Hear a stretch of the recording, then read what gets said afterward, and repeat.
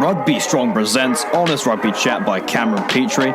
Go to Rugby Strong on Facebook or Instagram for a place for rugby players to find workouts and drills to make them as strong as possible. As all rugby players know, there's strong, but then there's Rugby Strong. Features include pre-season programs, rehab exercises, and position-specific workouts.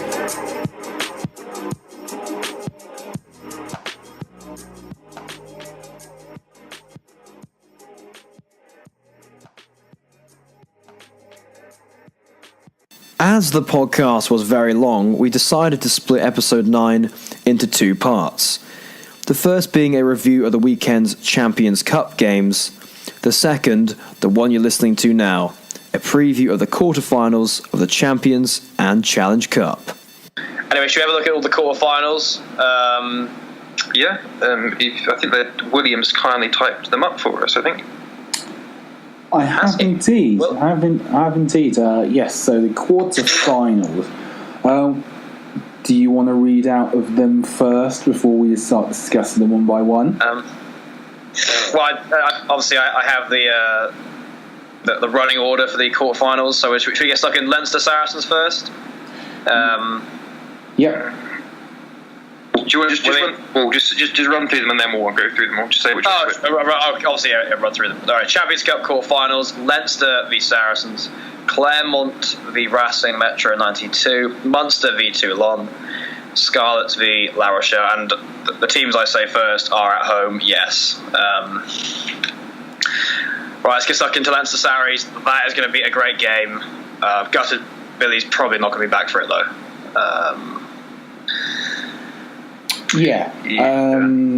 That is going to be less of a problem perhaps after the really impressive performance by his replacement this weekend, but still definitely a problem, especially given that he's going to be up against Jack Conan at 8, assuming that he goes through the Six Nations fit and well.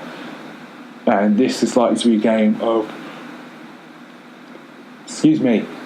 minimal differences, likely to clash with Exeter. And I think actually that's sort of the best reference point.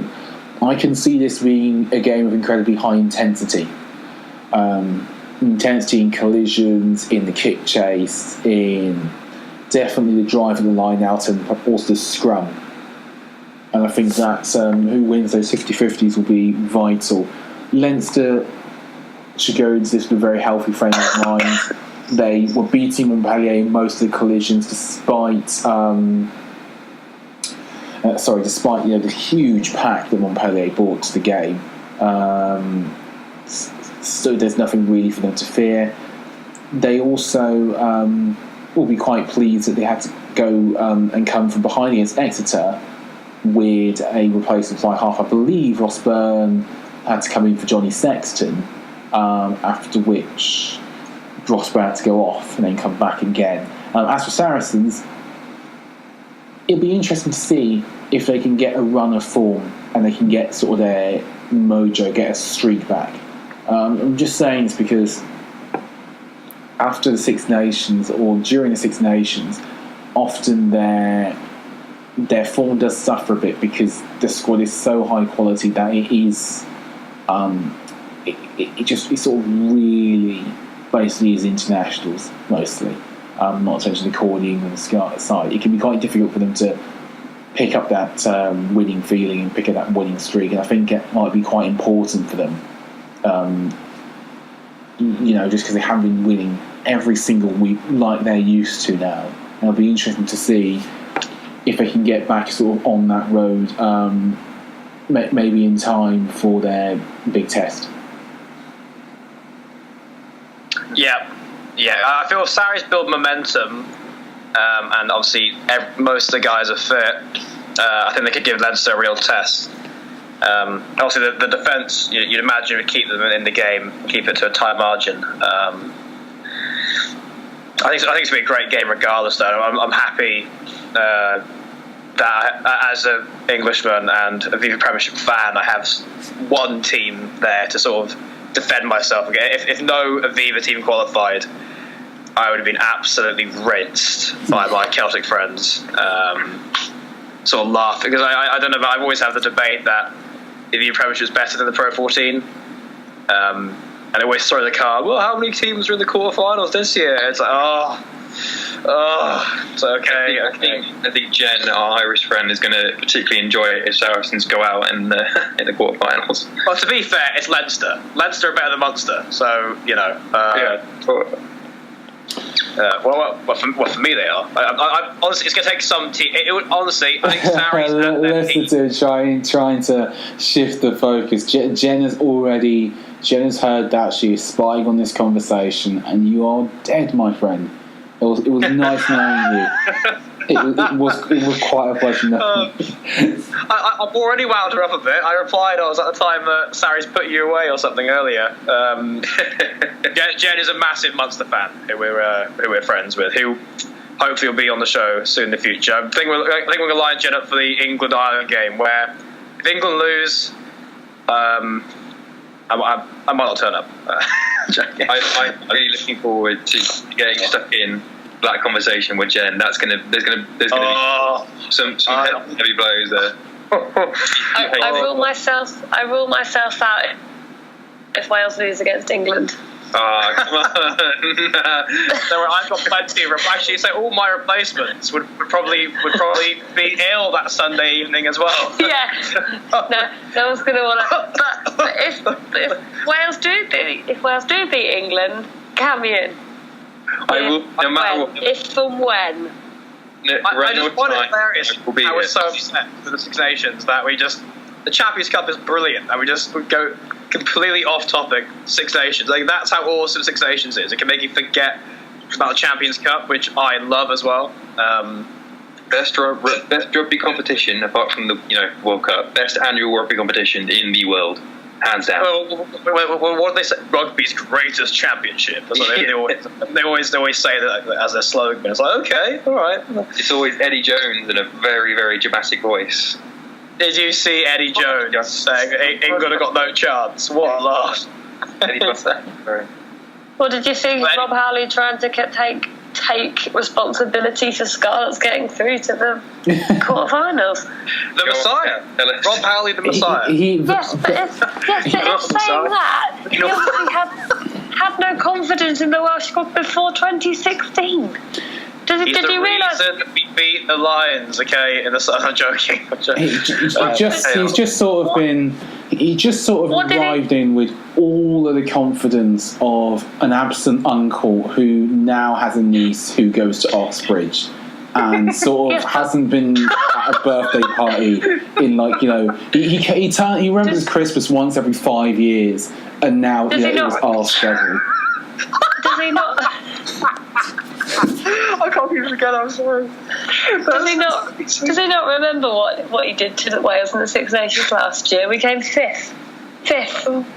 Well, we got scrummed to death in the most ridiculous game I've ever seen. Let's not forget that. No, let's not go into that game. Oh Kate, my God! I want to hear Kate explain for any listeners who haven't seen it what Rob Howley said. Good old Rob, what's he done? What's Rob Howley not said? He's basically come out and said something about after the 2016 tour to New Zealand, they got all of the regional coaches together and I've told them to throw the ball around more, which I'm pretty sure they were doing that before. To throw the ball around more? Yeah, I'll read exactly what he said. Please tell me that was words. Is that an actual quote? That's what I need to. That's what I need to ask. Is that right? We have encouraged the approach since coming back from New Zealand in 2016. That was a watershed tour for us, and when we got back, all the regional coaches together and asked them to work on their front 5 players passing the ball. You can now see the ambition and intent it has in a long time since we had 2 Welsh regions in the mix for the final weekend of the European Cup. Pretty sure the front 5 know how to pass the ball around. Well, actually, what I think he means, don't attack. No, I know what he means. I'm going to try and defend Rob Howley here. God help me. Please don't. He wants the front 5 guys to be what New Zealand do. First receiver, bring other guys into play. That's what he's basically saying.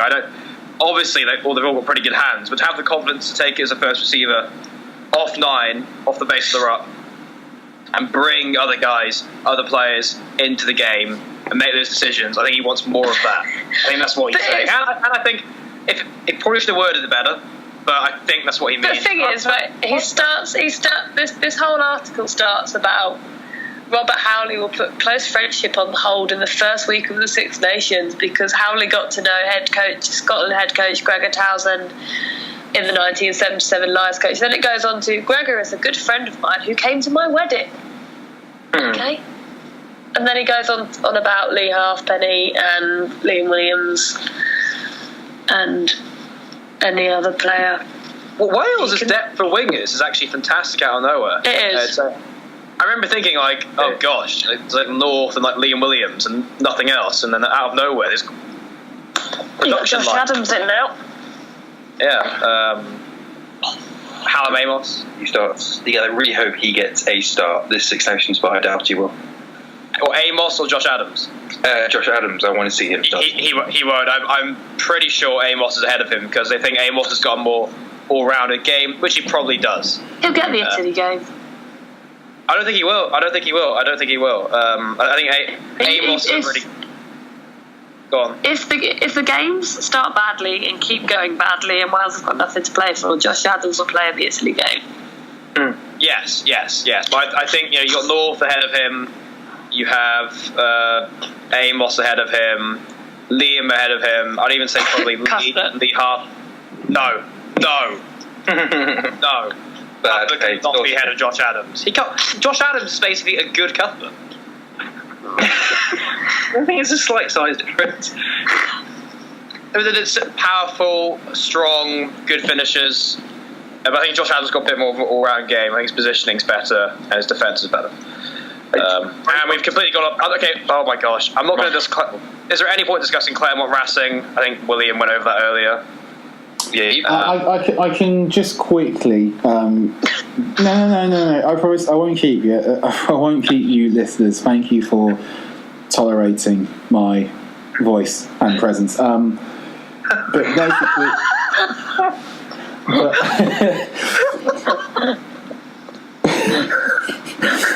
Right. What a great time to start a coughing fit. A coughing fit that is too close together, so cannot be unedited. Anyway, this ought to be, of course, as with all top 14 clashes, very intense. If anybody sort of wants a look back to the past as to how this game might go, we played Toulon at this stage. I think it was 2 seasons ago. We eventually did end up winning, I think it was something like 28-6. But that said, it really wouldn't be sort of a carbon copy of that. But the collision should be fierce. Racing will want to get the advantage in terms of the game line. They'll want to get the likes of Nakarara moving. They'll want to get the likes of Eddie Benarus and Dimitri Sarzeski sort of popping through and making extra yards because they have a slick offloading game. Because Chavancy is very mobile. Machina, of course, we've talked about him already. And if they can keep the ball moving, they'll be very happy. But if not, and this is the big problem, they will thrive within discipline. So it will be a test, I think, of Clermont to keep the ball moving. And if we can keep the ball going, if we can keep the game high, if we can keep the pace high, we will be an advantage because Racing have a very big pack. And while they're impressive with the ball, you can move them about quite a lot, as Munster showed 2 weeks ago. So possession is going to be king here. And probably whichever side's able to get the best of the ball will win, I'd imagine. And you'd imagine Claremont being at home, and obviously, hopefully, some of the players are back by then that are out at the moment. Yeah, I imagine that would give you extra confidence, wouldn't it? Yes, indeed, especially if one of them can be Penno or Fana. And actually, to be fair, if we could get Patricia Fernandez, who was the Argentine who replaced Camille Lopez, that would make quite a bit of difference. So, one of the fly-hards back, one of the centres back, and I really think the creative aspect of our game just goes through the roof. We've been struggling a bit. We've had mostly hard power runners. It has worked for us, but hopefully by that time we'll have at least a couple in contention. Yeah. And so for you, does you're talking about Penord there. Does he come straight back in for either Lamarat or Beetham? Penno for Beetham, probably. Penno for Beetham, or if it's Fofana, then you could have Fofana and Lamarat. But Penno is that what you do? Is it? We have had Fofana and Lamarat quite a bit when they've been fit. We've also had Fofana and We've also had Fofana and Penno. Fofana and Penno is what France tend to go with, and they've built a bit of a rapport, so it would be easy to have them two, I think, back and fit. Beetham is a very high quality operator who goes really well in Europe, so if we can keep him fit, that'd be good.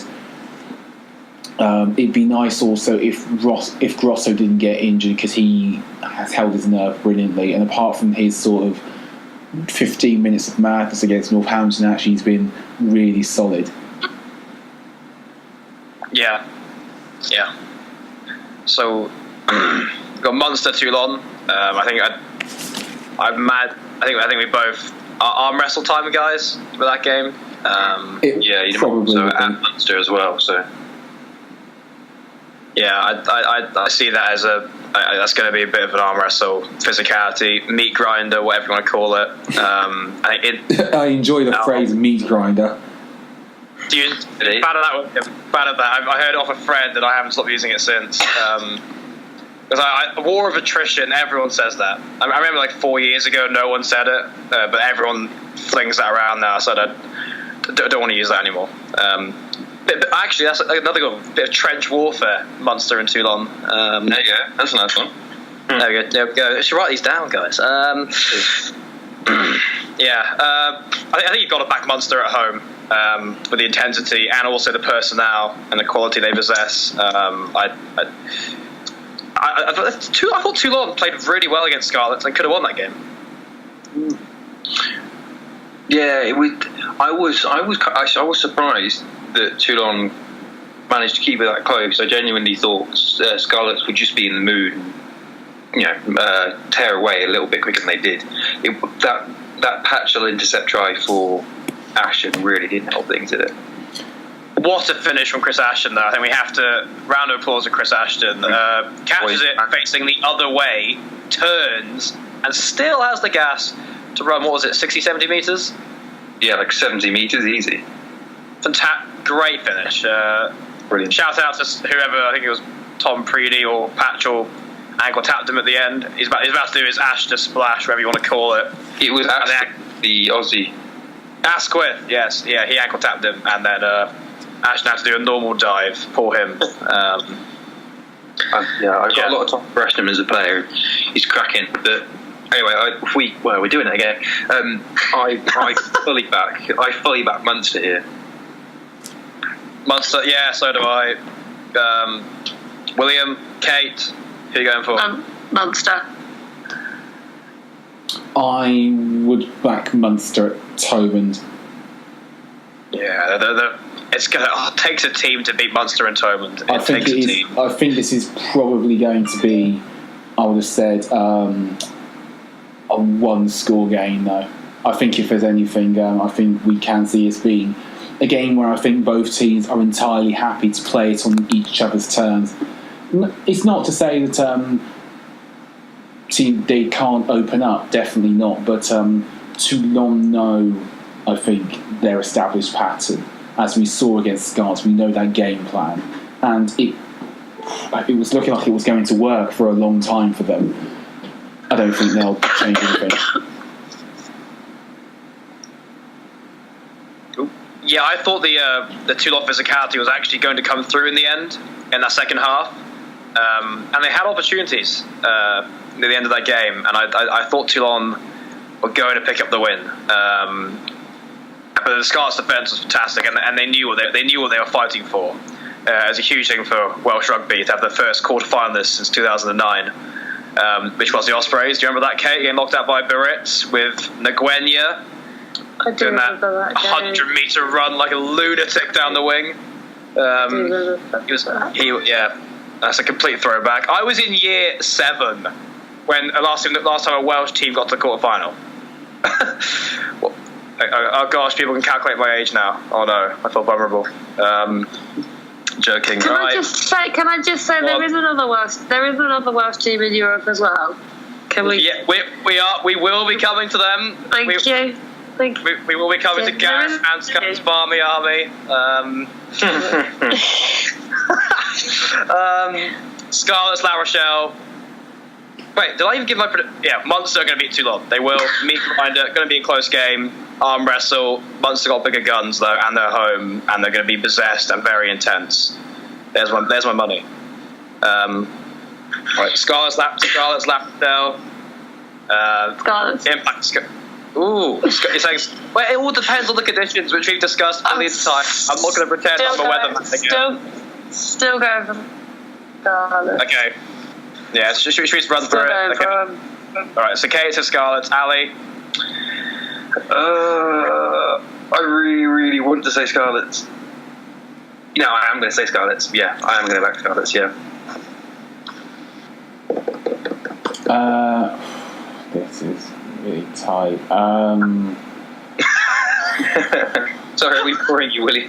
No, it's not that. I genuinely, honestly, will find it difficult to call.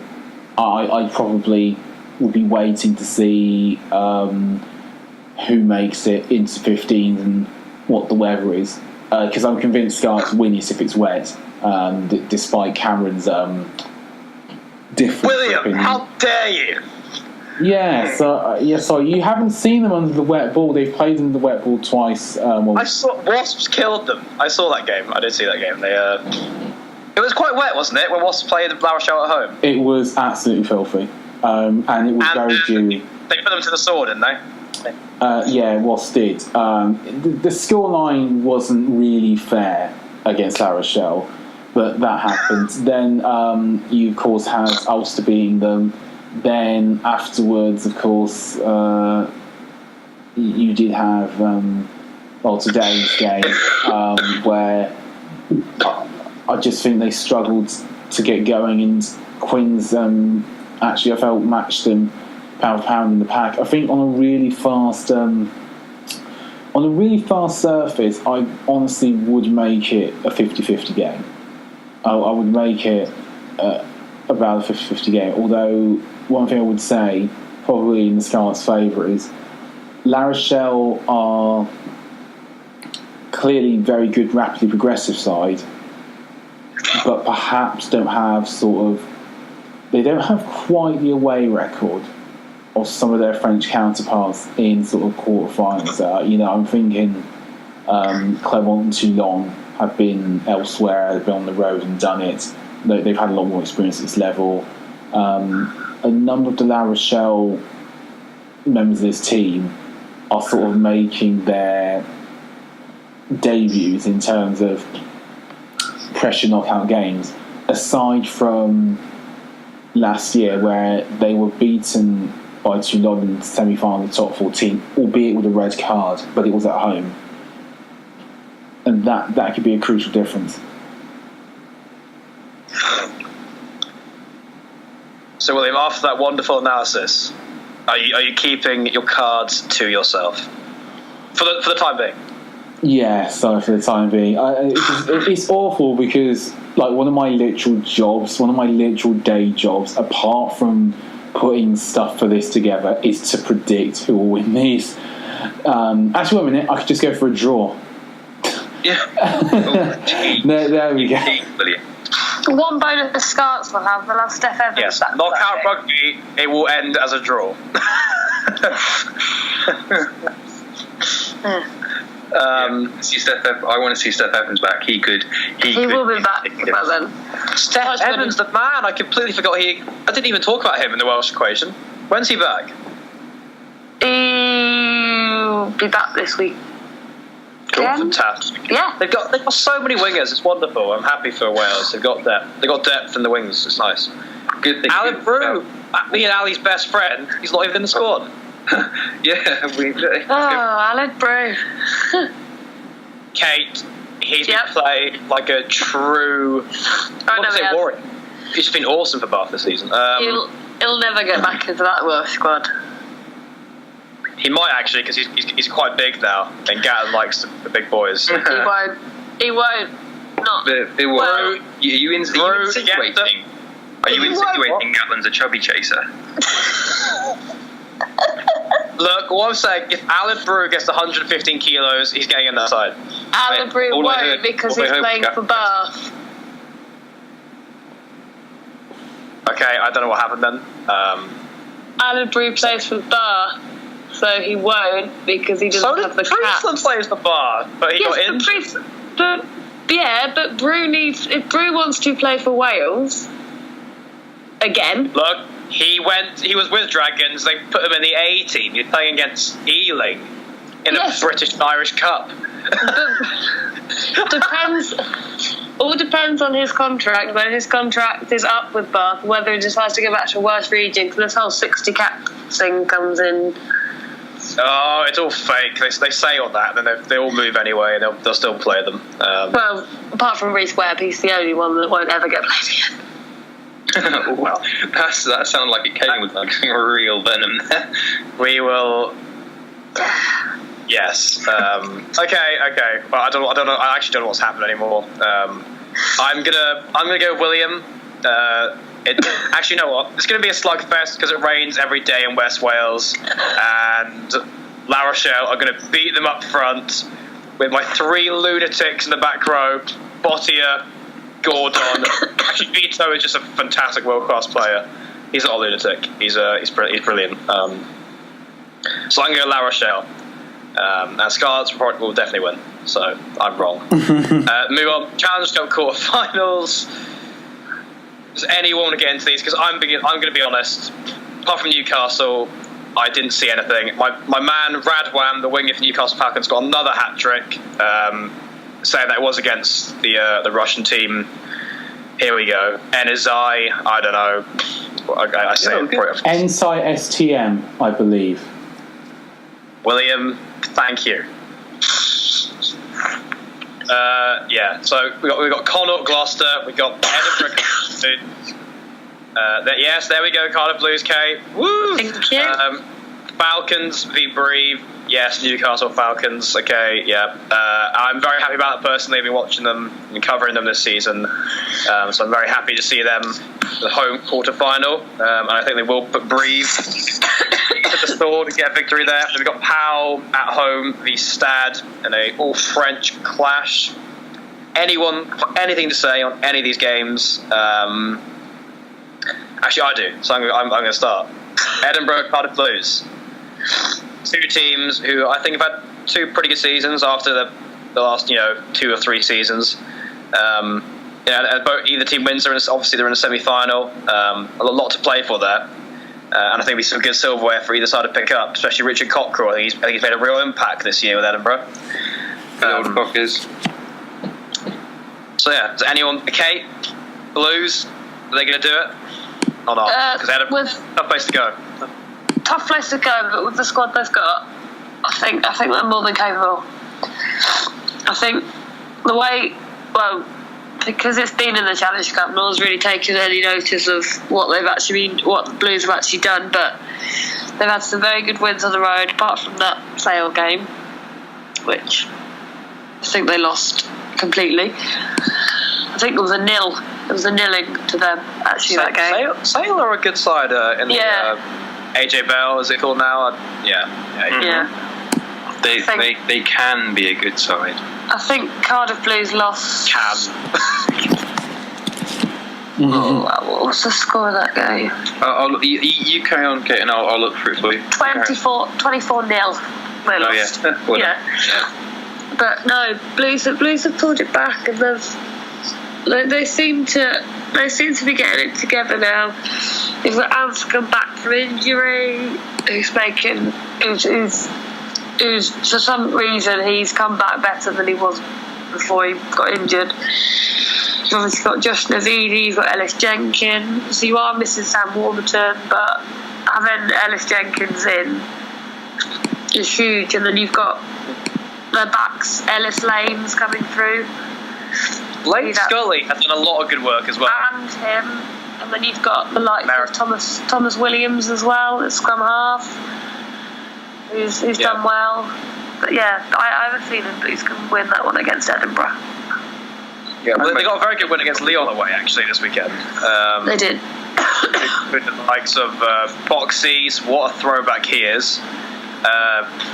Bootin at fullback, probably said that name wrong. He's a really good player. I remember he played for France a few years ago. He's completely got off the radar. Dillon, Armitage, Vadamerva. There's quality in there. Mishlak was actually a 9 as well.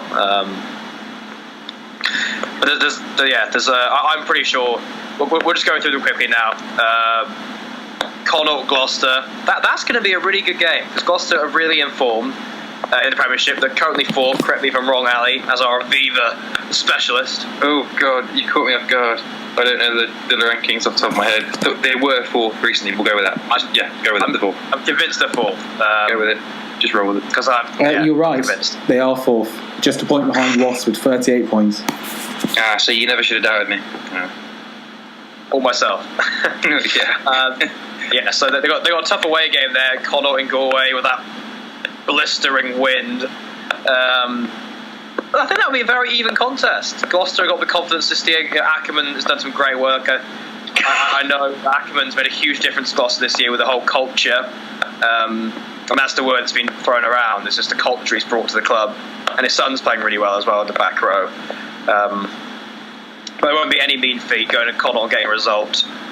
I remember as a Harlequins fan, 2012, I think it was Heineken Cup, or 2011, we had them away. It was the year Harlequins won the Heineken Cup.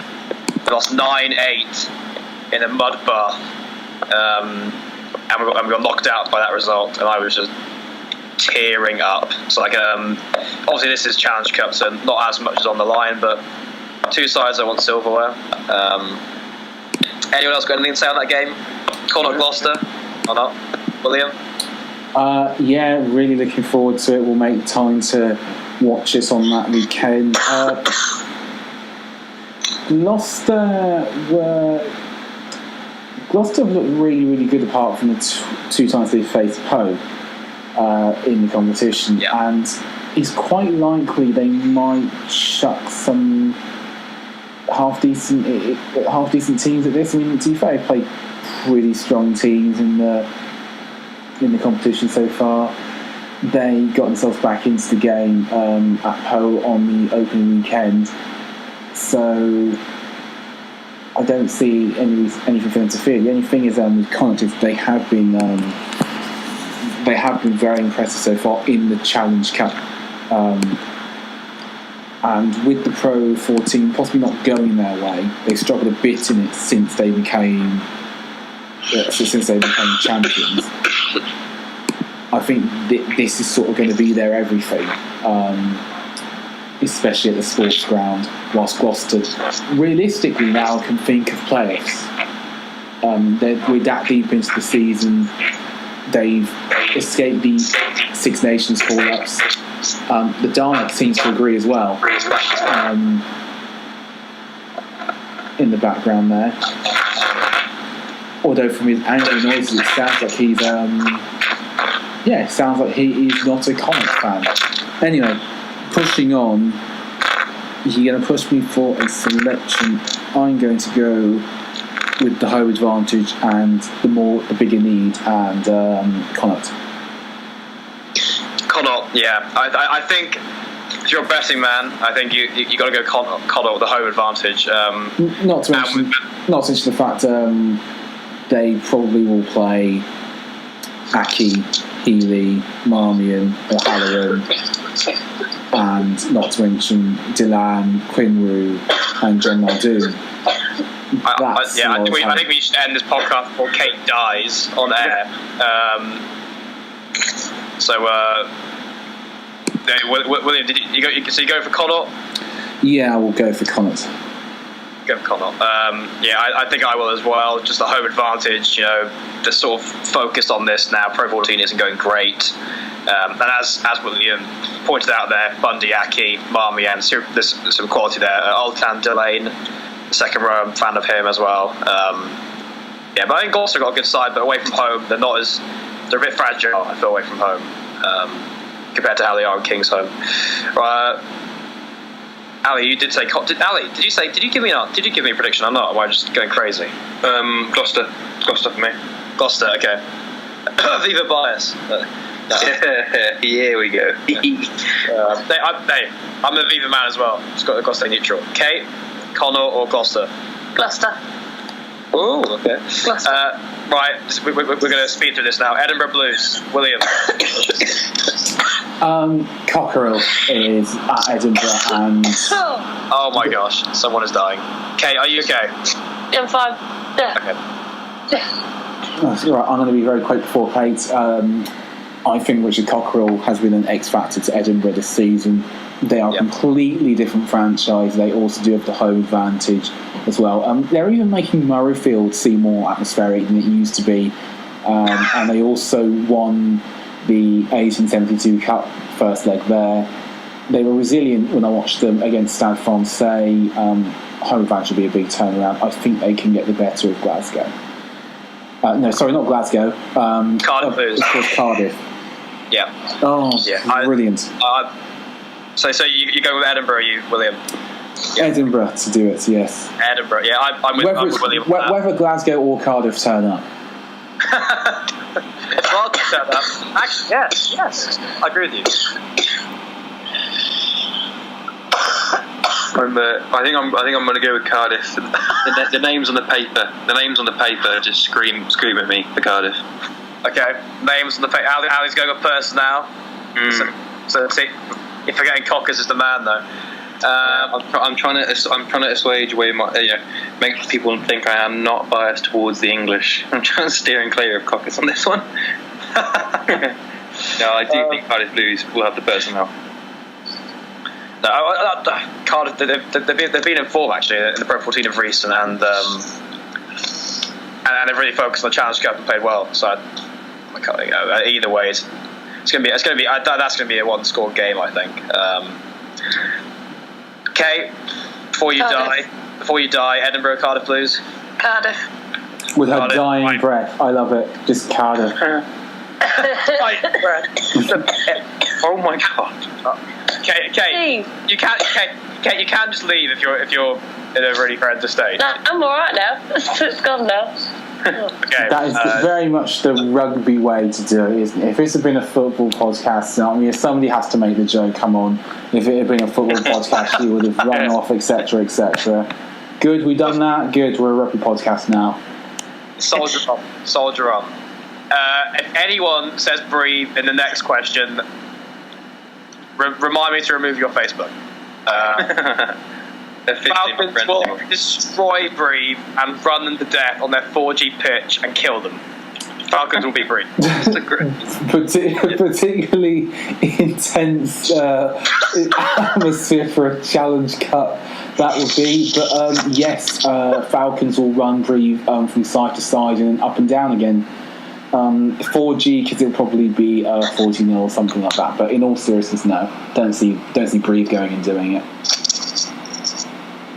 Good man, William. Good man. Ali. Falcons. Where's the Aviva man? What else is he going to say? I don't have an option. I can't say anything else. Kate, don't you dare say Breathe. Come on. They're bullying now. Falcons. There we go. As she passes over.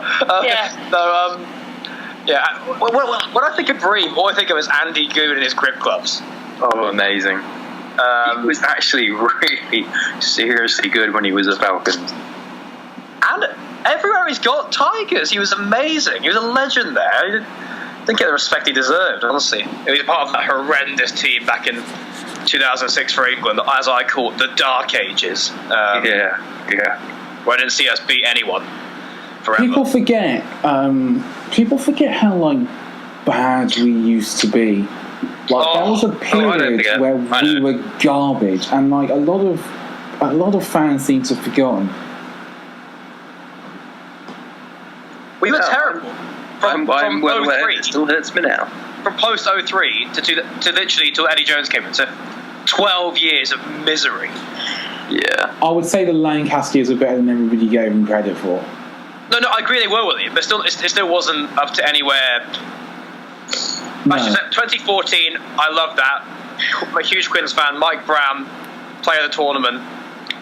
I love that. We destroyed Italy as well at the end. There was still lots of Six Nations to Ireland. Oh gosh, no, that's a nasty throwback for me. We've managed to turn a Challenge Cup conversation into an England conversation. It's poison. Then we need more Celts. Like, I might actually just sacrifice myself for a Celtic person. Right, We got Jen. Pal v Stad before Kate dies, and we start talking about England again. I'm going to go. That might just send me over the edge, actually. It was a Challenge Cup. What did it? Tomorrow's Sun headline. Yeah. That's enough. Just Challenge Cup did it. That's it. Yes. People will understand. Right, I'm going for Pal because they're at home and they'll be playing really well. And then Conrad Smith done. Yeah, agreed. Now, I'm just going to go for Stad. I'm very going to go for a Colin Slade and Conrad Smith double. So 4 tries, the two of them assisting each other for 2, and a couple of penalties, and that will be enough for Poe. William, that is exactly what I was meant to say. Colin Slade, what a man. How did I forget about him? Great player. Terrible. Anyway, that's a wrap for the show. Thank you, as always, to William and Ali. It really has been a pleasure. And Kate, well done for soldiering on. We can see you for ill. If I get ill, I'm blaming it on you, even though that makes no sense. Yeah, that's fine. Actually, I have an ad read for the end of the show. We've got go to Rugby Strong on Facebook or Instagram for a place for rugby players to find workouts and drills to make them as strong as possible. William, you know what's coming.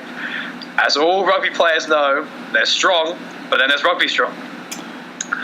Features include pre-season programs, rehab exercises, and position-specific workouts. So, guys, check out Rugby Strong on Instagram and Facebook. As a guy who played to semi-pro level at one stage, having just good rehab exercises, pre-season programs, and actual stuff which is specific to you is actually really, really helpful. Please check them out.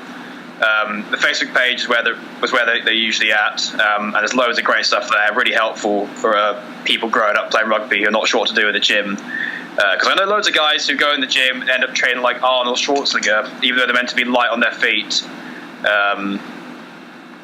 Ali, you got any words on that as well as a guy who's involved in strength and conditioning? yeah, get yourself stuck in, boys and girls.